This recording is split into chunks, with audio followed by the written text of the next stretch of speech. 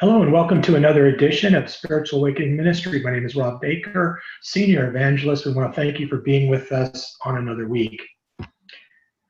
Today, our message is going to be a multi-part message related to the historical overview and importance of Israel. I think it's really important to take the time to go through the history of the nation of Israel from start to where it is today, to not only provide the timeline of all the important historical events, but also to provide commentary that provides factual information supported with evidence from not only secular areas of historical events, but also through archaeological finds, science, all that kind of stuff. So it's really important to understand that there's so much skepticism in regards to everything in the Bible being real and legitimate. You know, there's so many secularists out there, so many people that are always looking for anything to say that the Bible isn't accurate. But when we go in and break it down in detail, we find that in actuality, the Bible is absolutely accurate. And it's interesting how history and science and archaeology has to catch up with what the Bible had already foretold. So we're going to take the time to go through this. I hope you enjoy it. Hope you learn a lot out of this. But before we get started, let's talk a little bit about some of the prophecy in the news. I thought this was really important to share with everybody because this talks about a coalition in the last days. In the last days, God foretold that there was going to be an alliance between Russia, Iran, and Turkey. Well, here we take a look at a picture that was recently taken at a summit in September of 2018, featuring no other than the leaders of Russia, which in biblical terms is known as a leader called Magog of Russia. You have Iran, which in biblical times was known as Persia. You have Turkey, Libya, and Sudan, who are also going to be part of this alliance. In addition, don't forget the kings of the East, which include China, which China has already developed a relationship and alliance with Russia and also with Iran and North Korea.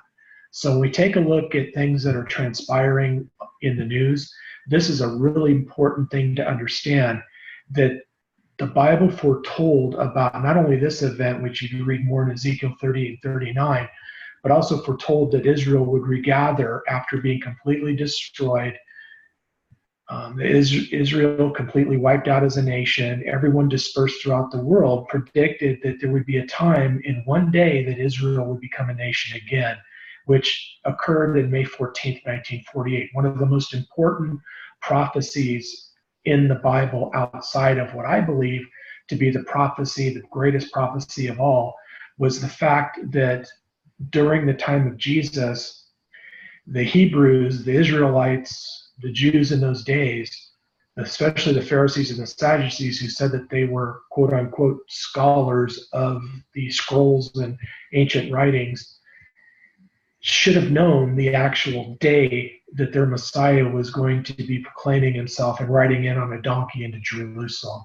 And we actually did an overview of that particular prophecy in a previous training. So make sure that you go look that up because it's a fascinating training. Another thing that kind of jumped out over the last few days, really the last week, has been this Senate confirmation of a Supreme Court nominee by the name of Mr. Kavanaugh. For those of you that have been staying up with the news, this was probably one of the most despicable displays of partisanship and personal destruction that I had ever seen in the public arena. You know, we could go back to the days, for those of you that know the name Robert Bork and also Judge Clarence Thomas.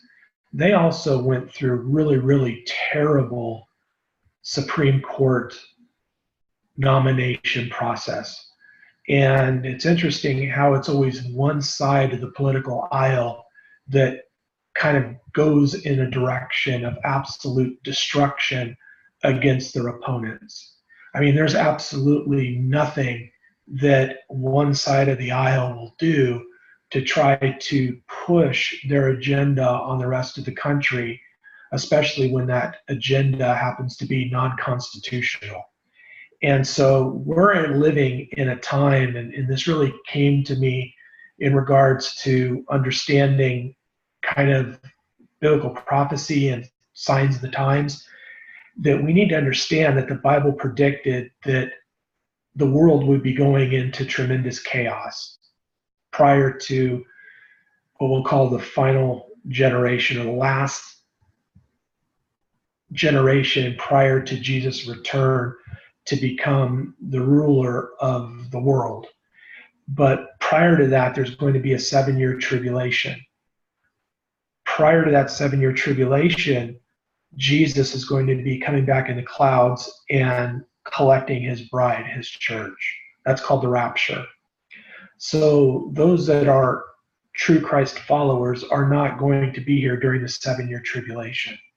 That's why it's so important that every night you should pray that you're going to be worthy to be a part of the rapture to come. So you're not going to be a part of this 7-year tribulation if you're still here living on earth when Jesus comes in the cloud, the trumpet sounds, and we are gathered in a twinkling of an eye into the clouds with him to be changed like him. That's our great hope, right? So here's the thing. Prior to that, though, the world's going to decay. Okay, it's just going to be an endless state of decay, and you can see what's going on with society. You can see how even our nation is falling into what I like to say the typical lessons that are never learned through human society throughout history. You can look at all the major empires, nations that have fallen over the history of man, and they pretty much all have a few things in common. And the one I really like to point out is the nation of Israel, the fall of the nation of Israel, to where the nation of Israel was established as God's chosen people to deliver God's message of salvation to the world. But unfortunately, they missed the opportunity and they rejected their Messiah. But saying that, the nation of Israel was established as God's bride, God's wife.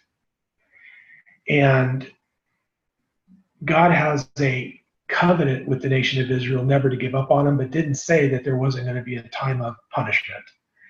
So when we take a look at the nation of Israel, it was originally founded as God's bride, as God's chosen people. Over obviously the history of the nation of Israel, they became one nation under King David. They became the greatest nation under Solomon. And then towards the end of the reign of Solomon, because of his depravity, the nation was divided. And then ultimately, the northern kingdom and the southern kingdom would eventually be overtaken by the enemies and eventually dispersed. Well, when you take a look at the history of the United States, we were founded as a Judeo-Christian nation. And I don't care what any secularists say, I don't care what any of the skeptics, the atheists say, we were founded on Judeo-Christian principles. The Pilgrims landed on our shores here in the United States and proclaimed and dedicated this land to God. The founding fathers came to this land to establish a Judeo-Christian nation that would honor God. And that's how this nation was absolutely founded. And take a look at where it is today. And when you take a look at the political situation has become such a divide that the divide really distinguishes between good and evil. When you take a look at the evilness that's being portrayed by one certain side of the aisle and the demonization of their opponents, willing to do whatever they can, say whatever they want about anyone to try to get to their ultimate goal. And that's to destroy and to control. And it's really a demonic thought process. There's no legitimate argument that they could come and say, hey, we're just, doing this as a result of politics. No, it's a result of a depravity that's going on in this nation. And this depravity is being spread by a certain political ideology. And I'm not saying that both sides of the aisles don't have their issue. All men are flawed. But I can tell you right now, one side of the aisle has absolutely gone rogue evil. And the Bible told us to be looking for certain times and certain aspects of how the world would be. Jesus said, it's going to be like the times of the great flood, the days of Noah, to where the world was going to be in turmoil, violence, evil, terrorism, anti-God, just false religions, all of that. That's why the world was, flooded in the days of Noah, and all humanity and life was wiped out except for the 8 on the ark. So when we take a look at today, we could read in Romans 1:29 of what we can look forward to as we get closer and closer to the return of Christ to grab his church, grab his bride. So in Romans 1:29 it says, they have become filled with every kind of wickedness, evil, greed, and depravity. They are full of envy, murder, strife, deceit, and malice. They are gossipers, slanderers, God-haters, insolent, arrogant, and boastful. They invent ways to doing evil. They disobey their parents. They have no understanding, no fidelity, no love, no mercy. This is an absolute description of where we're at in society today, all over the world, and especially here in the United States. And we need to be praying for our leaders. We need to be praying for our nation, for the citizens of this country, and basically hope that there's going to be a revival in this nation so more people could come to God. And that's part of what this ministry is about, helping provide the word to people that have an interest in learning the truth. And this to me is an important set of verses that really, once again, depict where we're at today.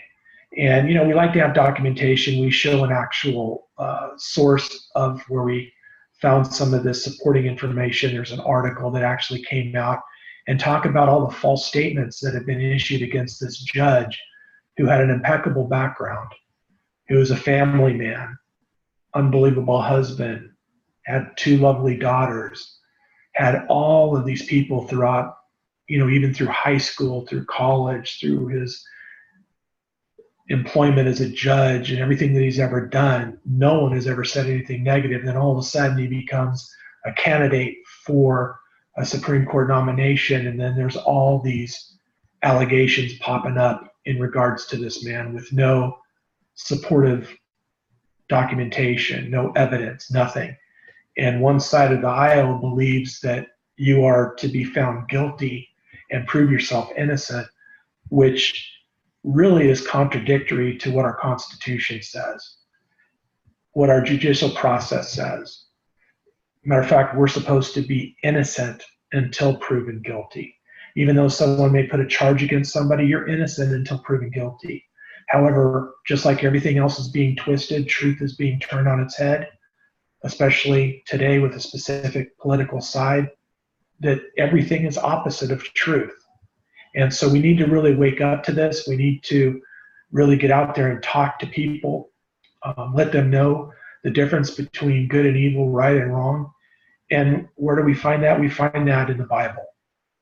So I'd encourage everybody to try to develop some area of communication with those that you could touch and help them to overcome any of the issues that may cause them to, be a part of a political ideology that, in all areas is really demonic.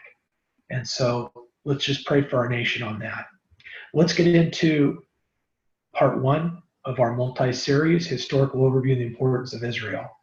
And we're going to try to go through this really quickly, and we'll be looking forward to the next training to get into more details about what we're going to be talking about today. So let's start off with the history of the nation of Israel. It started over 4,000 years ago when God made an everlasting, non-conditional covenant with a guy by the name of Abram, known as Abraham. And this was reaffirmed to his descendants, his son Isaac. Now keep in mind, he had 2 sons. One was Isaac and one was Ishmael. Ishmael is really kind of the descendant and the father of the Islamic faith. They were not the selected or chosen people of God. The lineage to Jesus Christ ran through Isaac, and then through Jacob. So it's really important to understand that distinction, especially when we talk about other religions and faith. So here we show that God had this everlasting non-conditional covenant that went through Isaac, then went through Jacob, and then Jacob's name was changed by God to Israel. That's how Israel came about. And Israel, Jacob, had 12 sons that became what's known as the patriarchs, which we know of today as you'll hear the term the 12 tribes of Israel. So we could look at all this in Genesis, especially starting in 17:4, where God called out to Abram. And I put a lot of the pages that we're going to be seeing today in red because I want to point out some specific things on each one of these slides to really kind of focus on in regards to the importance of God's word. And so in Genesis 17:4, it says, "As for me, behold, my covenant is with you, and you will be the father of a multitude of nations. No longer shall your name be called Abram, but your name shall be called Abraham. For I have made you the father of a multitude of nations. I will make you exceedingly fruitful, and I will make nations of you, and kings will come forth from you." Now, what's interesting about this is here's Abraham, or Abram, a guy that was living in a place near Babylon that was that we know as Babylon in terms of the historical area.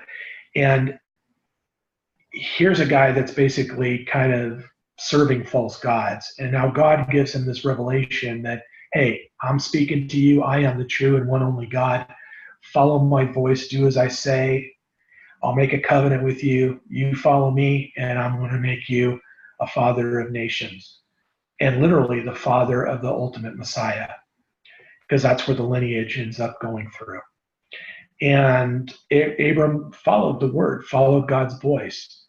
And it's really important to understand that during this time, Abram was old. He was in his late 90s. And his wife, Sarai, was about 10 years younger than him. They were past the age of having children, but here's God saying, hey, in the future, you're going to have a child, which that child is going to lead into multiple children, which is going to ultimately lead into multiple nations. So it's really incredible in regards to this prophecy and who God chose to actually be the father of the nation of Israel, and ultimately, as we see, the father of Islam, to be honest with you, through Ishmael. And I believe that Ishmael believed in the one true God because he was raised to know that.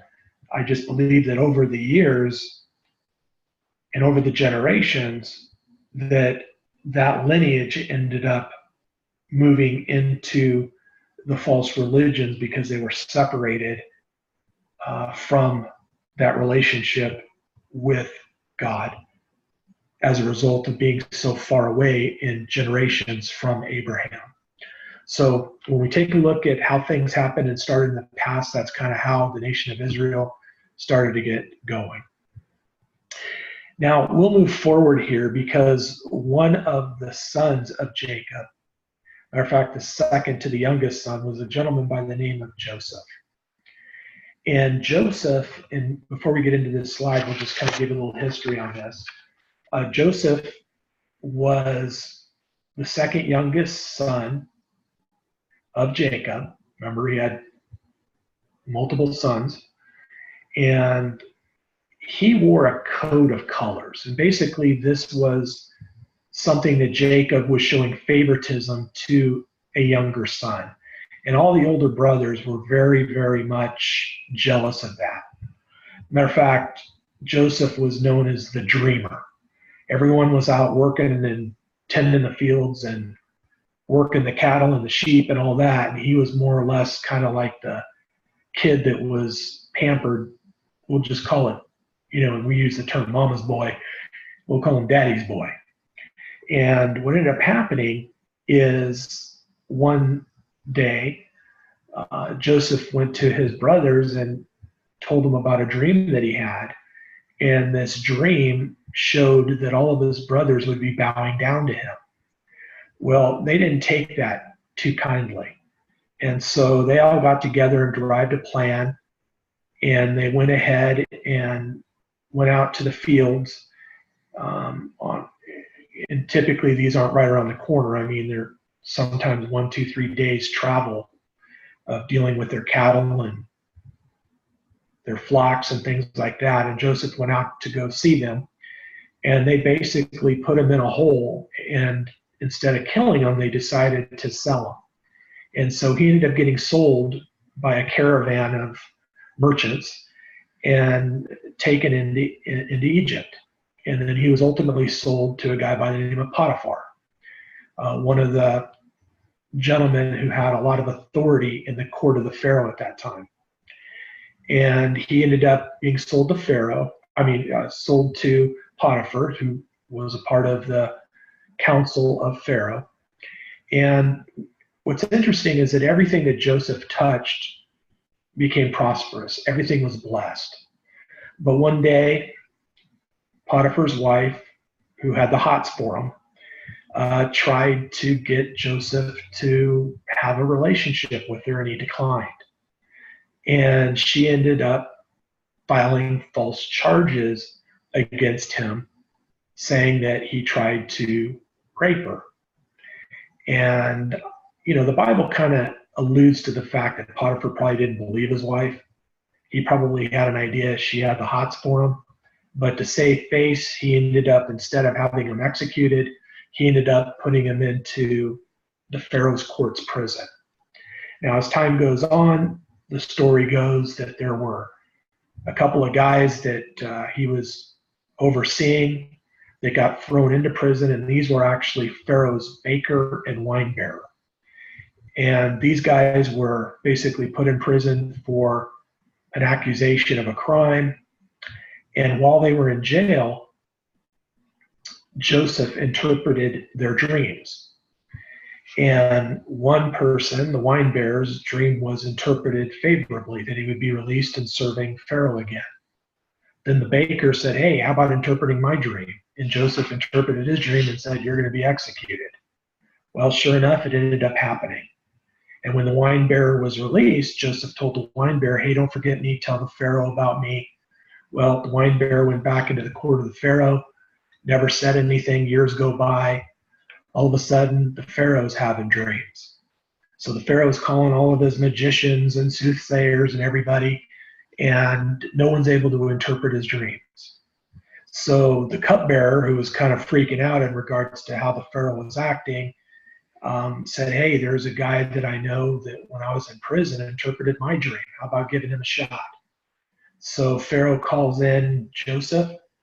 Joseph, through God, provides an overview of the dream and an explanation and interpretation. And Pharaoh was blown away, and Pharaoh ended up exalting Joseph to where Joseph was taken from, we'll call it the dungeons and the rags, to really the penthouse. Literally became second in charge of all of Egypt, only accountable to Pharaoh. So that's kind of how that came into place. Now keep in mind, God knows the future. And that dream that Pharaoh had was a dream that included that Egypt would see 7 years of plentiful harvest, a lot of good positive things going on. But then there would be followed by 7 years of famine and drought.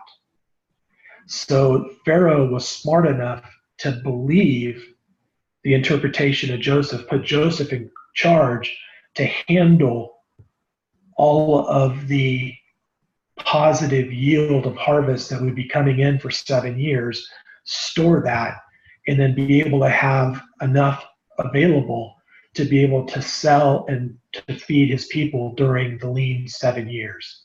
And that's exactly what Joseph did. Now, during that 7 years, when the famine was taking place, all the other brothers that were with Jacob were now in a situation where they were living in an area that was becoming desolate. They were running out of food and grain. And so Jacob said, "Hey, we hear that the Pharaoh has got a lot of storage of grain, and we need to go up there and make a purchase and bring it back." Without going into the whole story, bottom line, you could go read that in Genesis. And let's pick up right here in Genesis 42:41. So Pharaoh said to Joseph, I hereby put you in charge of the whole land of Egypt. Then Pharaoh took his signet ring from his finger and put it on Joseph's finger. In other words, showing that he is the man in charge, second in command. He dressed him in robes of fine linen and put gold chains around his neck. He had him ride on a chariot as his second in command, and people shouted before him. So once again, this is setting up, obviously, the plan that God had that would take basically all of the sons of Jacob to ultimately get him into Egypt, which would then keep the Israelites there for another 430 years, where eventually when Joseph would die, several generations later, the pharaohs didn't know who Joseph was, and the Israelites became a possible threat in terms of the growth of their population and put them into slavery. And so the Israelites were in bondage, and that's kind of how that all transpired. And then after the nation and the Hebrews in the nation of Israel was released from bondage through Moses, they would end up leaving Egypt, being in the wilderness for 40 years, and then Joshua would lead them to the promised land. That's kind of how things happened. But let's take a little bit closer look in all of how this worked out. So now let's back up and go to where Joseph is in charge, second in command. Now his brothers end up coming into the land of Egypt, and I won't go through all the story of everything that happened there. You should go read it. It's a powerful story. But the brothers ultimately did not recognize their brother. The brother that they had thrown to slavery is all of a sudden this stout, good-looking, strong Egyptian man wearing probably the Egyptian attire. And he's second in charge, listening to everybody that's coming to petition to get grain or food or whatever they're trying to get, whether they're giving money, whether they're giving land, whatever they're doing to sell to be able to survive. And this is, by the way, how that Pharaoh ended up becoming extremely wealthy. Became one of the most wealthiest pharaohs in the history of Egypt. So let's continue on here in Genesis 46:4. It says, Then Joseph said to his brothers, Come closer to me. And when they had done so, he said, I'm your brother Joseph, the one who was sold in Egypt. So here's the deal. They originally didn't recognize him. And then ultimately, as the story goes, Joseph revealed himself to his brothers. Now here's the brothers all sitting around thinking, oh, wow, this is our brother. They were shaking in their linens, man. They were thinking that he's going to execute them. But Joseph, being who he was, understood God's plan and said, listen, God sent me ahead of you. What you meant for evil, God meant for good. So God sent, in verse 7, 46:7, it says, God sent me ahead of you to preserve you for a remnant of earth and to save your lives by a great deliverance. So once again, this was all part of God's plan to get Joseph in this position to be able to allow his father Jacob and his brothers to come in, get the best lands, because what's also interesting is that Joseph petitioned the Pharaoh and said, hey, I want to bring my family in. There's about 70 of them in total. And Pharaoh said, hey, I'm going to give you the best land called Goshen. And that's where they ended up settling. So it's pretty amazing how that worked out. And by the way, there's another correlation to Joseph, and that's the correlation of Jesus in the story of Jesus. Now, we're not going to get into all of that, but just understand that there's always a reason for everything in what God does. And Joseph is really setting up for how things are going to be happening with Jesus, especially with his family not recognizing him the first time that he came to visit. A lot of interesting correlations. So we'll kind of move on from Joseph. Joseph ended up living about 110 years old, ended up basically dying as a not only servant of God, but also very renowned by the Egyptian public.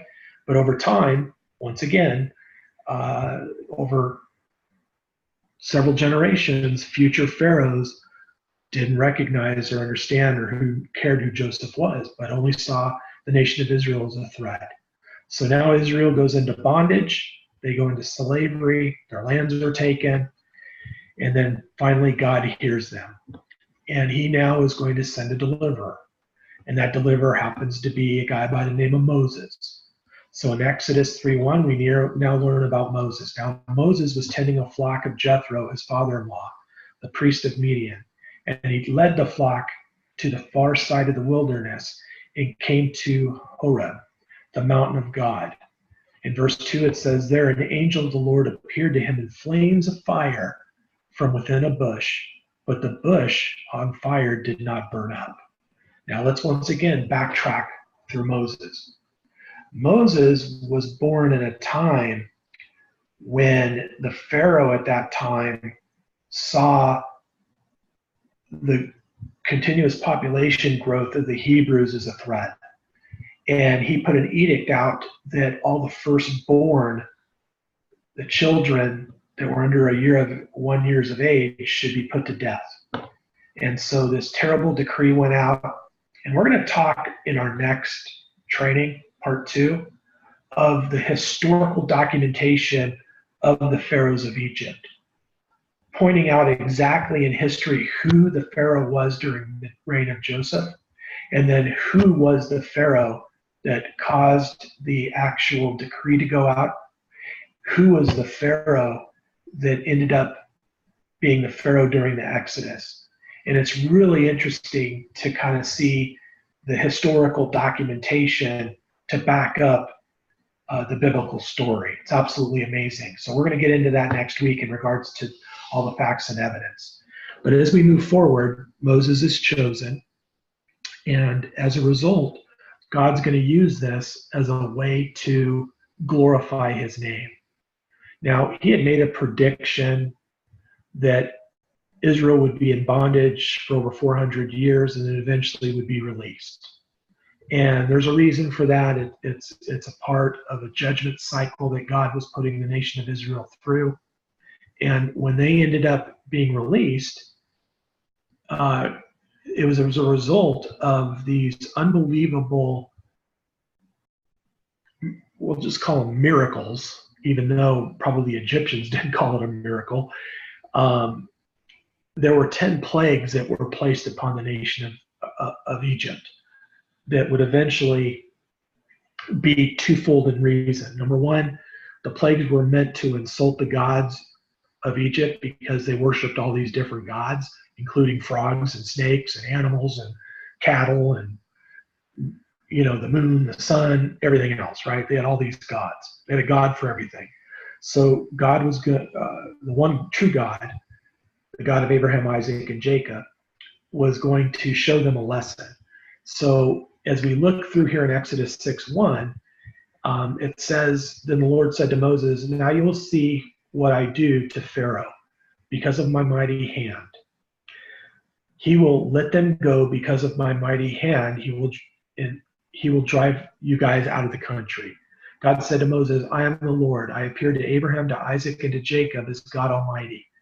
I established my covenant with them to give them the land of Canaan where they reside as foreigners. I want to point something out here real quick. This is one of the other areas, even through Genesis, that God proclaims his covenant from Abram to Abraham to everybody else, even to Moses, in regards to where this promised land is located. And it's the land of Canaan. This is setting up something really important into what we call factual historical events. You'll notice that this doesn't say the land of the Palestinians, because there was no such thing as a Palestinian. Now that's a whole nother topic in itself, and we'll have a training on that one day. But if we move to today, you have this so-called political divide that keeps touting that the Israelites are intruders on the Palestinians' lands. Well, that is such a demonic lie. It's unbelievable. There was no such thing as a Palestinian back in those days. It was actually the land of Canaan, the Canaanites. And the Canaanites and some other tribes were actually we'll call it, found guilty of God's judgment and removed from that land, and that land was then given to the nation of Israel. Everlasting, I should say. Real important to understand. Now, as we continue on in Exodus 6:5, it says, "Moreover, I've heard the groaning of the Israelites, whom the Egyptians have enslaved or are enslaving. And I remembered my covenant." And in 7, it says, "I will take you as my own people, and I will be your God. Then you will know that I am the Lord your God." In number 8, it says, "And I will bring you to the land I swore with uplifted hand to give to Abraham, to Isaac, to Jacob, and I will give it as a possession. I am the Lord." So once again, God's reaffirming his covenant with Abraham, Isaac, and Jacob, also through all the other 12 tribes of Israel, including Benjamin, including Joseph and his sons, that, you know, y'all are going to go, your family and your descendants are going to end up going into this promised land. So God also, and this is really important to understand, controls man's heart. You know, anyone that says that God doesn't have an influence on man's decision doesn't understand the power of God. Obviously, this Pharaoh thought he was a god, and that was his choice. This Pharaoh had a choice, and this Pharaoh believed that he was God on earth, and he was basically treating God's chosen people in a terrible way that obviously wasn't just started with him. It went way back many generations, but the burden on them was tremendous.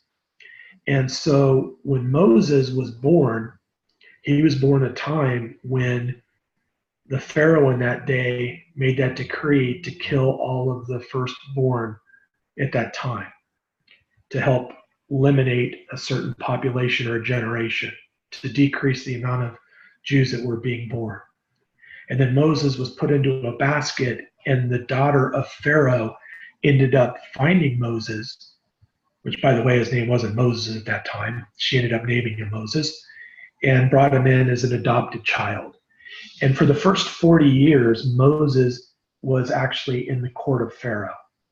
Was actually, and this is real interesting, we'll talk about this in the next training, was actually the next in line to become Pharaoh.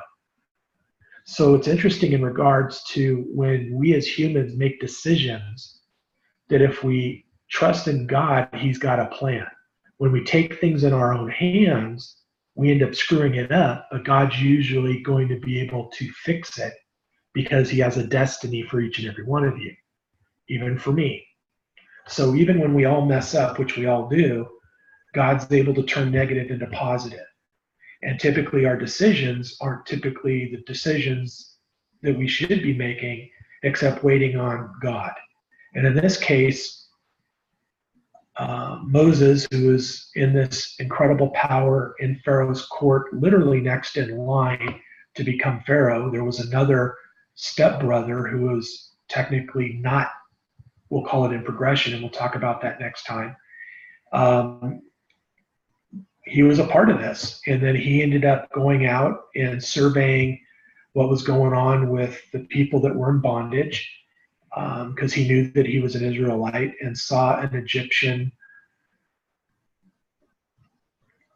taskmaster, someone that basically deals with the slaves and hits them with whips and all that kind of stuff, making sure they're doing what they're supposed to be doing, was beating up on an Israelite, and Moses went over and basically stepped in and ended up killing that guy. And so, as the story goes, Moses ended up burying him, thinking he'd get away with it, and then later on it was revealed that he had actually killed this Egyptian, and he knew that the sentence of that would probably be the death sentence. So he ended up leaving town, and then that's when he went out into another land for 40 years. So at 40 years old, he ended up losing everything, going into the wilderness for 40 years, and then when he was 80 years old, was called by God to go back into Egypt to set the people free. And during that, once again, God controls the heart of men. And in Exodus 7:3, it says, "But I will harden Pharaoh's heart, And through I multiply my signs and wonders in Egypt. I will lay my hand on Egypt with a mighty axe of judgment, and the Egyptians will know that I am the Lord, and my hand is against them. And then ultimately he will bring the Israelites out.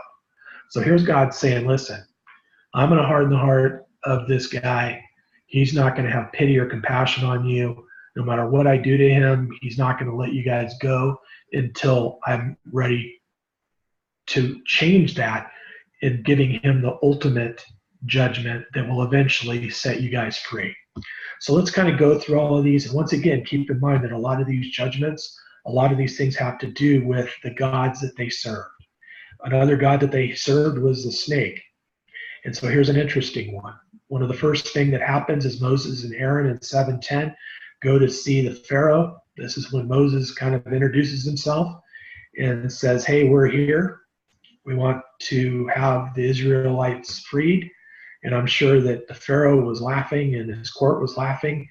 And then Aaron, the Lord commanded Aaron to throw his staff in front of the Pharaoh and the officials, and it became a snake, probably a cobra, because that's what they worshipped.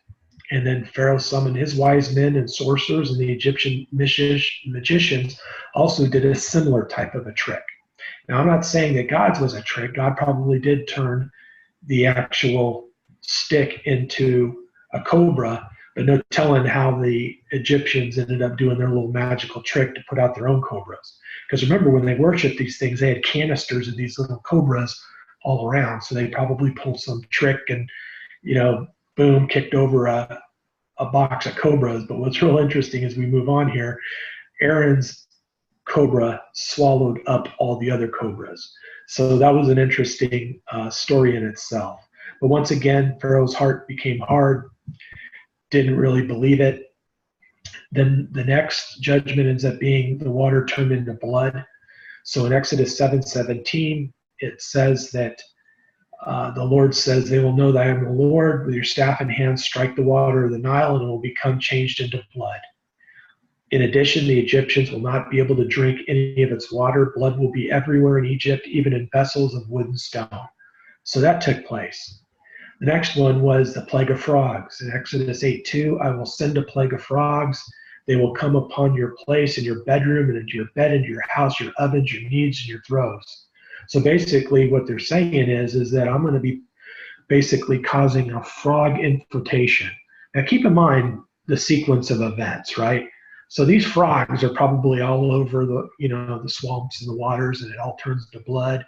And all these frogs have to go somewhere, so they're popping out of the water, and God's generating them, and it just becomes a mess. And by the way, the frog's another god that they worshipped.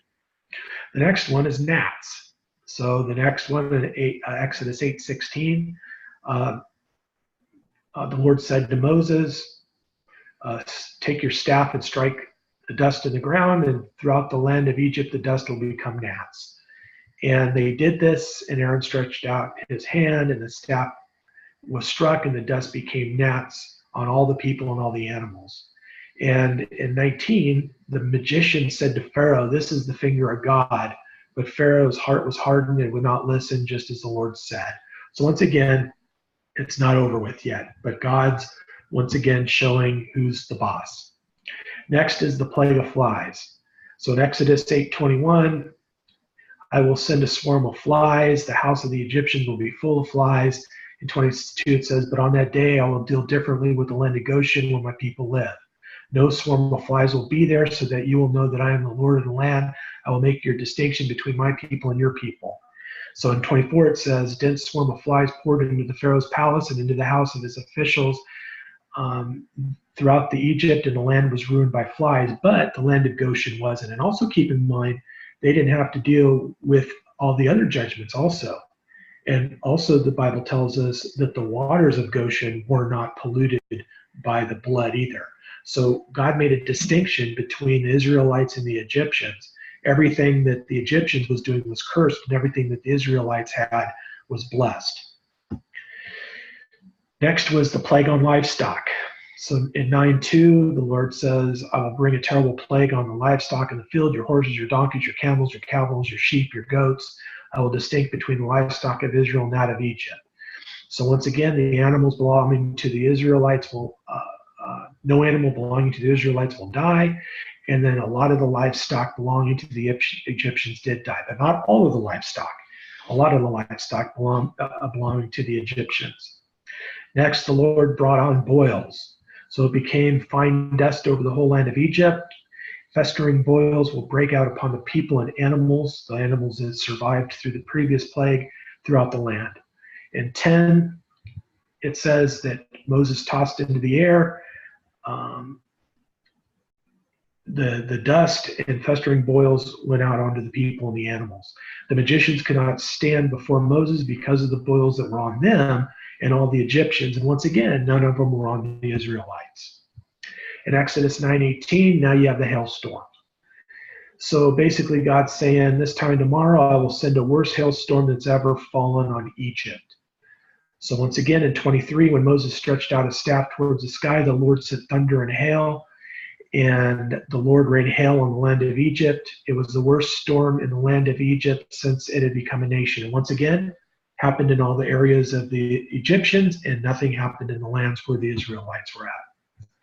Next is your plague of locusts. In Exodus 10:1, the Lord says to Moses, I've hardened his heart still, and the hearts of his officials, so I'm to perform these signs of mine among them. Once again, God proving a point. Tell your children and grandchildren how I dealt harshly with the Egyptians and how I may perform my signs among them, and that you may know that I'm the Lord your God. And here's the thing about this. Why does God say tell your children and grandchildren? Because God wants a documentation of what he did to the nation of Israel to basically provide a warning to the children of Israel that do not go the way of the godless. Do not go astray from my word, because if I did this to Egypt, imagine what I'm going to do to you. So this is kind of like, don't forget what we did to Egypt, because they forsake us and thought they were their own God. And in 14, we go down and it says, by morning the wind had brought the locust, and it says there that they invaded all lands and settled down in every area of the country in great numbers. Never before had there been such a plague of locusts, and never again. Once again, didn't touch the areas of the Israelites. Then you have the next plagues, which is the 3 days of darkness in Exodus 10:21. Moses was told to stretch out your hand toward the sky, so darkness spreads over Egypt. So darkness ended up flowing over Egypt for 3 full days. In number 23, no one could see anyone else or move about for 3 days, yet the Israel had light in the places where they lived. Once again, unbelievable. The final plague, and this is the one that was the coup de grace, and this was to make up for what the previous Pharaoh had done to kill the firstborn of the Israelites when Moses was born. So in Exodus 10:4, God says, all right, about midnight, I'm going to go out through Egypt, and every firstborn son in Egypt will die, from the firstborn son of Pharaoh who sits on the throne to the firstborn son of the female slave who was at her handmill, and the firstborn of the cattle as well, whatever cattle was remaining after all of the plagues. So in verse 6, he says, there will be a loud wailing throughout Egypt, worse than there's ever been or ever will again. But among the Israelites, not a dog will bark at any person or animal. Then you will know that the Lord makes distinction between Egypt and Israel. So this is really the start of what's known as Passover.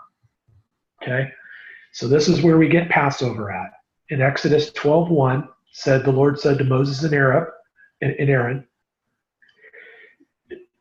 in verse 2, this month is to be for you the first month of your year. So basically God's saying, hey, here's your calendar.